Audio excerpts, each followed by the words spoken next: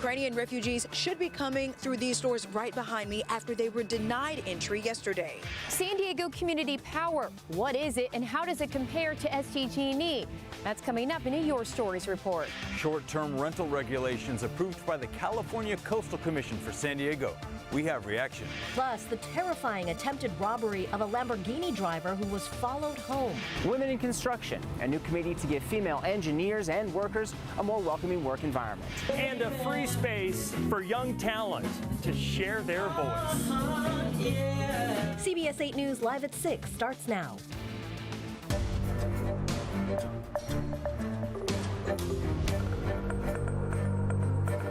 Ukraine's growing humanitarian crisis is hitting close to home. Good evening and thanks for joining us. I'm Marcella Lee. I'm Carlo Cicchetto. We're told 2 Ukrainian families and 1 from Russia who were seeking asylum recently were initially denied entry into the U.S. It happened at the U.S.-Mexico border near San Ysidro. Tonight we've learned at least one of those families is being granted entry and is right now going through the process to cross over into the United States. CBS 8's Kirsten Holmes was able to talk with the mother and the family's attorney about their ordeal. She joins us now live with what's happening right now. Kirsten?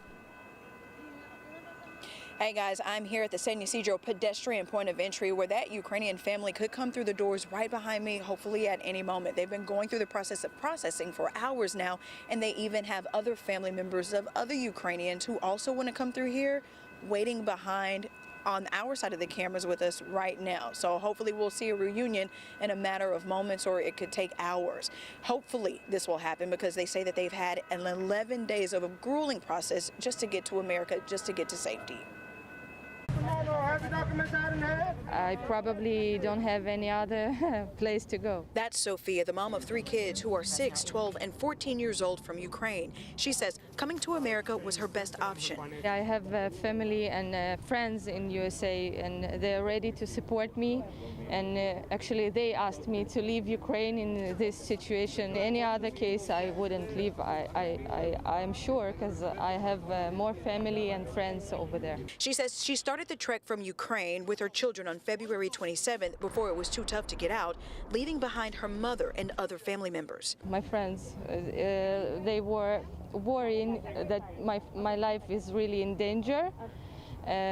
So that's why. But once Sophia and her kids got to the port at San Ysidro, they were denied entry. I saw the family hunched together, crying. Right next to the port of entry. That's where Blaine Bookie, legal director for the Center for Gender and Refugee Studies, found them and offered her legal assistance. When we found out today that she was being processed under an exemption, the family, incredibly just happy and relieved. To have the chance to seek asylum and seek safety. Bookie says Sophia and her family and any other Ukrainian family looking to come to America through the San Ysidro port of entry are all facing the same hurdle, Title 42, which prevents asylum seekers from entering the United States for coronavirus restrictions. Ukrainian asylum seeker, just like all of the other asylum seekers from Haiti, Cameroon, Central America, when they show up at the border, they're being told that they don't have the right to seek asylum now and that there are no exceptions. So this case just shows, that this policy is being applied, across the board in extremely, horrific circumstances. You have lots of other families who aren't as lucky as our clients were today. Okay, so we are waiting to get word on at least 2 other families from Ukraine and Russia who are also trying to escape the invasion over there. We spoke to Sophia's attorney, who says while they are worried about their family that's left in Ukraine, they are ecstatic to be finally here in America. Back to you. Oh, Kirsten, what a relief after such a long journey that she has family waiting here with open arms. Sophia does. When you talk to her, where did she say that she and her family will be staying? She has family in Los Angeles, that they were the ones that came down here to try to help her cross the border, and that's when we realized that she was not able to cross the border yesterday. And she also has family in Northern California. Again, them welcoming her with open arms. Hopefully she gets processed and comes through those doors behind you any moment. Thanks, Kirsten. A sailor accused of starting the fire that destroyed the USS Bonhomme Richard was in court today. 20-year-old Ryan Mays was charged with hazarding of a vessel and aggravated arson in military court. Unlike in civilian court, Mays did not enter a plea but will enter one at a later date. He also has the option of choosing a judge or jury to preside over his trial. That trial could happen this fall. Mays faces a maximum of life behind bars if convicted. A zipline company in Palma Valley is facing a penalty of $25,000 over the death of one of its workers. 34-year-old Joaquin Romero fell 50 feet and died from his injuries back in October. According to an OSHA investigation, La Jolla Zip Zoom zip lines failed to provide proper safety measures and lacked the right equipment and training. The company is also accused of not reporting a work-related hospitalization within 24 hours.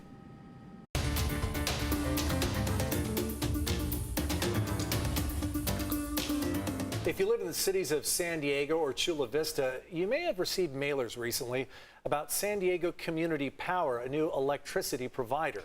Other areas, including Imperial Beach and La Mesa, are already switched over, with more cities doing the same in 2023.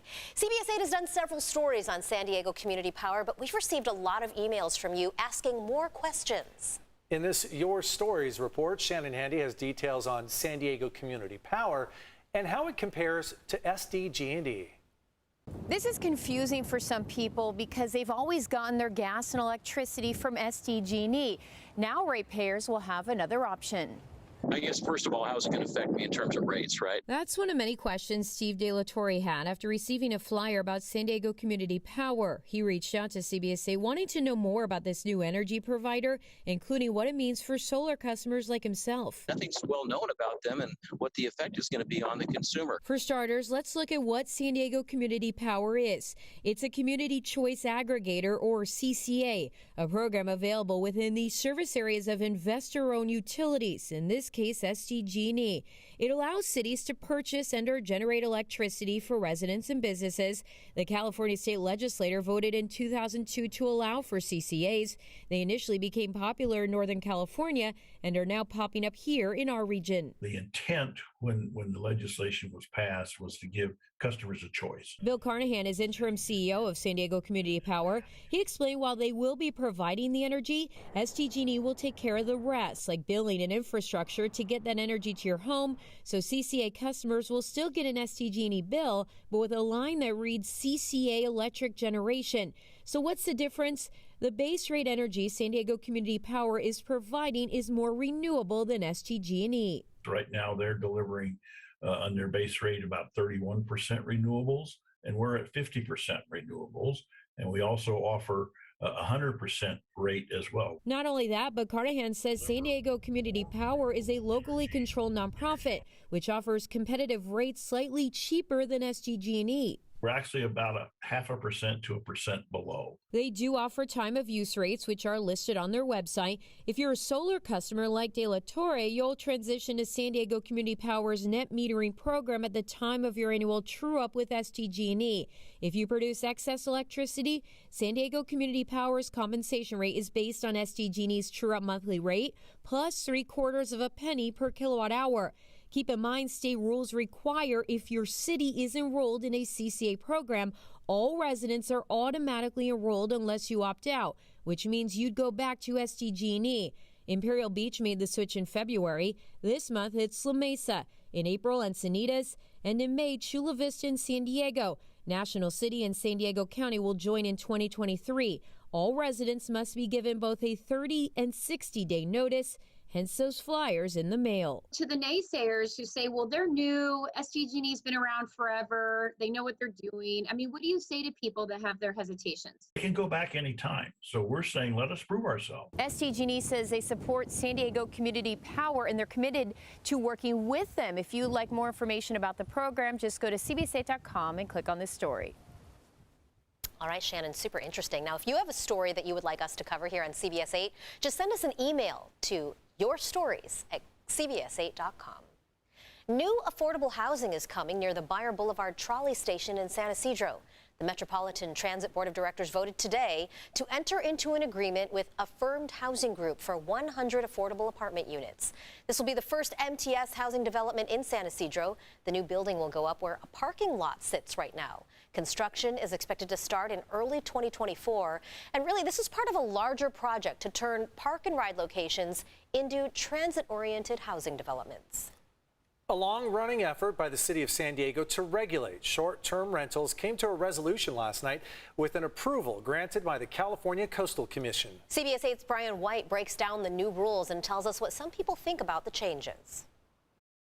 With the short-term rental ordinance getting the green light from the California Coastal Commission Wednesday night, now it's all about implementation and enforcement. And of course, you have people on both sides of the issue, some STR owners who think this is a good thing, and some people who think that this ordinance doesn't go far enough at all. Round C, yes, the vote is unanimous. A 12-0 unanimous decision by the California Coastal Commission will take the new rules back to the San Diego City Council for final approval. They're requiring a review by the commission again in 7 years. We have to start implementing. It means we have to hire some code enforcement officers who can work to make sure that any properties that are nuisance properties are held accountable. Under the new regulations, whole home rentals will be capped at 1% of the city's total 540,000 housing units.